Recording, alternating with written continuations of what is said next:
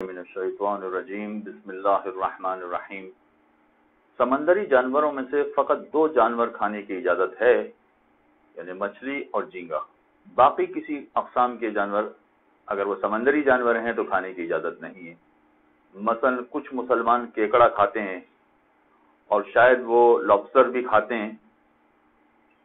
کیکڑا اور لابسٹر یہ ہمارے یہاں کھانے کی اجازت نہیں ہے، اور اسی طرح سے دوسری چیزیں ہیں جو سمندری سیپی ہوتی ہیں، باقاعدہ اس کا سوپ بنتا ہے اور ان کی دوسری چیزیں بنتی ہیں جو عام طور پر نان مسلم کنٹریز میں یا مغربی ممالک میں زیادہ کھائی پی جاتی ہیں۔ یہ سمندری جتنی بھی اشیاء ہیں ان میں سے ہمیں فقط 2 چیزیں کھانے کی اجازت ہے، ایک جھینگا، دوسرے مچھلی۔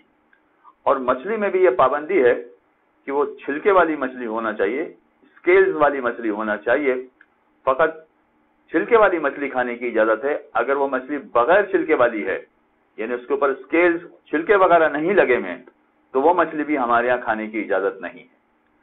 لہذا جب مچھلی کھائیں گے تو یہ بات پیش نظر رکھنا پڑے گی کہ چھلکے والی ہو، یقین ہو کہ چھلکے والی ہے تو وہی مچھلی ہم کھا سکتے ہیں، اس کے علاوہ باقی کوئی مچھلی نہیں کھا سکتے۔ اب بسا اوقات ایسا ہوتا ہے کہ ہم شادی کی تقریب میں جاتے ہیں یا کسی اور جگہ پر جاتے ہیں اور ہمیں نہیں معلوم ہوتا ہے کہ چھلکے والی مچھلی ہے یا نہیں، تو اب یہاں 3 اقسام کی چیزیں ہو گئیں۔ ایک چھلکے والی مچھلی ہو گئی جس کا کھانا بالکل جائز اور حلال ہے۔ دوسری وہ مچھلی ہے جس کے بارے میں ہمیں معلوم ہے کہ اس پر بالکل چھلکا نہیں ہوتا ہے، یہ بغیر اسکیلز کی مچھلی ہے، یہ کھانا جائز نہیں ہے اور یہ کھانا حرام ہے۔ اب ہم شادی یا اس طرح کی کسی تقریب میں گئے ہیں اور ہمیں نہیں معلوم کہ یہ مچھلی چھلکے والی ہے یا بغیر چھلکے کی، اس لیے کہ جب پکی ہوئی مچھلی ہوتی ہے اور خصوصیت سے وہ فنگر فش ٹائپ کی ہوتی ہے تو اس میں تو اس کی کھال بھی نکال دی جاتی ہے، تو اندازہ نہیں ہوتا کہ یہ چھلکے والی مچھلی ہے یعنی بغیر چھلکے والی، تو کیا ہم کھا سکتے ہیں؟ نہیں، یہ والی مچھلی بھی نہیں کھا سکتے۔ جس طرح سے اگر ہمیں معلوم ہو کہ چھلکے والی نہیں ہے وہ نہیں کھا سکتے، اسی طرح سے اگر ہمیں شک ہو جائے، ڈاؤٹ ہو جائے کہ چھلکے والی ہے یا نہیں، اگر ہم کسی سے پوچھ سکتے ہوں، معلوم کر سکتے ہوں، اطمینان و یقین حاصل کر سکتے ہوں کہ ہاں یہ چھلکے والی ہے تو کھانے میں کوئی حرج نہیں۔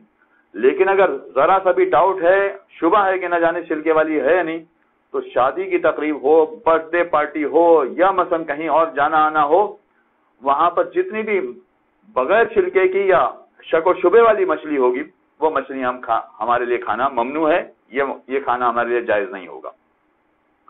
اب جس طرح سے کہ سردیوں کے موسم میں بہت سارے لوگ بازار میں جو مچھلیوں کی دکانیں ہوتی ہیں یا مچھلیوں کے ٹھیلے اور ٹھیے ہوتے ہیں وہاں سے بڑے شوق سے مچھلی لے کر کھاتے ہیں، سردیوں میں مچھلی کھانے کا مزہ بھی کچھ اور ہوتا ہے۔ اب یہاں سے اگر مچھلی لینے جائیں اور ایسی صورت میں ہمیں پتہ چل جائے کہ والی مچھلی چھلکے والی ہے تو کوئی حرج نہیں، لینا بالکل جائز ہے، دکان سے وہ مچھلی لے کے کھا سکتے ہیں، کوئی قباحت نہیں ہے۔ جس کے بارے میں پتہ چل جائے کہ چھلکے والی نہیں ہے وہ نہیں کھا سکتے۔ اچھا، اب فرض کیجئے کہ وہاں ہم نے چھلکے والی مچھلی ڈھونڈی اور وہ لے لی، مگر ہم یہ دیکھ رہے ہیں کہ وہاں پر بغیر چھلکے والی مچھلی بھی ہے اور وہ اسی کڑھائی میں تلی جا رہی ہے جس کڑھائی میں چھلکے والی مچھلی کو تلا گیا ہے، تو کیا جس کڑھائی میں بغیر چھلکے والی مچھلی تلی گئی ہے وہ مچھلی اس کڑھائی میں تلنے کی وجہ سے ہماری چھلکے والی مچھلی جب اس میں ڈالی جائے گی تو وہ خراب نہیں ہو جائے گی؟ پھر ہم اسے کھا سکتے ہیں یا نہیں کھا سکتے ہیں؟ جی ہاں، کھا سکتے ہیں، اس لیے کہ مچھلیوں میں 2 چیزیں ہیں۔ نمبر 1، اس کا کھانا حلال ہے یا حرام ہے، چھلکے والی ہے تو حلال ہے، بغیر چھلکے والی ہے تو حرام ہے۔ دوسرا پہلو اس کا یہ ہے کہ مچھلی نجس ہوتی ہے یا پاک ہوتی ہے، تو اگر چھلکے والی ہو یا بغیر چھلکے والی ہو، دونوں اقسام کی مچھلی وہ ہوتی ہیں پاک، نجس نہیں ہے۔ لہذا اگر بغیر چھلکے والی مچھلی بھی کڑھائی میں ڈال دی گئی ہے تو اس نے کڑھائی کے تیل کو نجس نہیں کیا، وہ تیل اب بھی پاک ہے۔ لہذا اسی تیل میں اگر چھلکے والی مچھلی کو تل لیا جاتا ہے تو کوئی قباحت نہیں ہے، اس کڑھائی میں تلی ہوئی مچھلی بھی ہم کھا سکتے ہیں اگر وہ چھلکے والی ہے۔ فقط دوسری مچھلیاں اندر ڈالنے کی وجہ سے کڑھائی کا تیل نجس نہیں ہوگا، وہ کڑھائی نجس نہیں ہوگی۔ لہذا اگر اس میں چھلکے والی مچھلی بھی تلی جاتی ہے تو ہمارے کھانے میں کوئی قباحت نہیں ہے۔ ہاں، یہاں یہ مسئلہ ذرا سا اور آگے بھی بڑھے گا کہ فقط مچھلیاں کھانے کی حد تک نہیں ہے، جو مچھلیوں کی دوائیاں بن رہی ہیں وہاں پر بھی یہ مسئلہ قابل توجہ ہوگا۔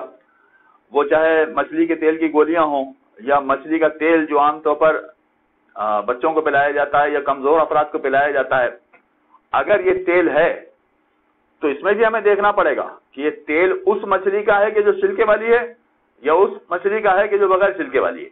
اور اگر ہمیں پتہ نہ ہو کہ یہ تیل چھلکے والی مچھلی کا ہے بغیر چھلکے والی مچھلی کا، تو یہ تیل ہم نہیں کھا سکتے، یہ مچھلی کے تیل کی گولیاں ہم استعمال نہیں کر سکتے. یہ یقین ہونا چاہیے کہ یہ دوائیاں یا مچھلی کے تیل کی گولیاں یا مچھلی کا تیل یہ سارا کا سارا اس مچھلی کا ہے کہ جو چھلکے والی ہے، تو ہم دوا کے طور پر اس کو استعمال کر سکتے ہیں، کھا سکتے ہیں، ورنہ ہم اس کو نہیں کھا سکتے. ہاں مگر اسی تیل کو جسم کے حصوں پر لگانا ہو، جہاں درد ہو، جہاں سوجن ہو، جہاں کوئی اور پریشانی ہو، اگر وہ تیل لگانا چاہیں تو اس میں یہ قباحت نہیں ہے کہ وہ ضرور چھلکے والی مچھلی ہونا چاہیے.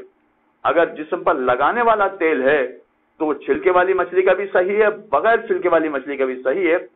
فقط کھانے کی حد تک مسئلہ ہے یہ کہ اگر ہم کھانا چاہتے ہیں تو وہ چھلکے والی مچھلی ہونا چاہیے، اگر لگانا چاہتے ہیں تو پھر یہ پابندی نہیں ہے. وصلی اللہ علی محمد.